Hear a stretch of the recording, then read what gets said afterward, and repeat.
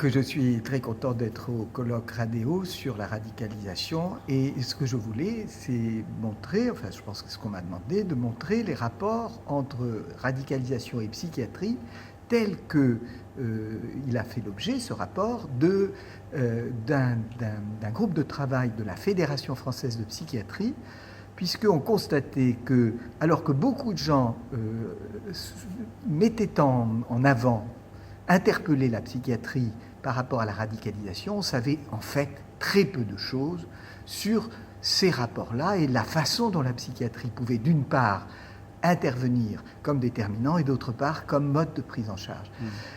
Alors on a le pari, ça a été de se dire qu'on allait auditionner tous les gens qui, d'une façon ou d'une autre, étaient devenus des spécialistes de la question parce qu'ils en avaient vu au moins quelques-uns.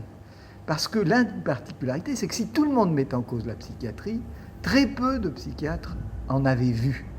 Ça change un peu, mais à l'époque, on a, c'est-à-dire l'année dernière, rédigé ce rapport, on voyait des gens qui en avaient vu 5 ou 6. Très peu qui en avaient vu beaucoup plus. Et on a auditionné tous les gens qu'on connaissait. On est arrivé à un rapport intermédiaire qui nous montre en effet que ce qui est le plus frappant, c'est le polymorphisme, et le polymorphisme convaincant. C'est-à-dire ce qui est le plus frappant de tout ça, et c'est ça que je voulais dire aujourd'hui, c'est que ça prend plusieurs formes, tant au point de vue sociodémographique, politique, religieux et psychologique, que la psychiatrie en tant que telle, comme maladie mentale avérée, elle est rarement impliquée, pas jamais, mais rarement, et que dans la plupart des cas, il s'agit d'une vulnérabilité psychologique dont le statut par rapport à la maladie psychiatrique est imprécis.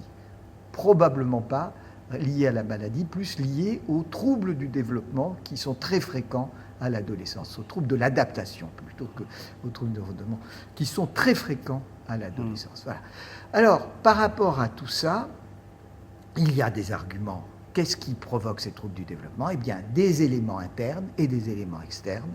L'équilibre entre les deux, très difficile à trouver, y compris pour ceux qui se positionnent pour expliquer ou pour répondre à ces problèmes, si bien que notre rapport intermédiaire, pour l'instant, s'en tient à ce constat que la diversité est énorme et que les explications uniques, aussi convaincantes qu'elles soient, et elles sont presque toutes très convaincantes, peuvent coexister parce que la réalité fait qu'elles coexistent et qu'on ne peut pas avoir une explication unique.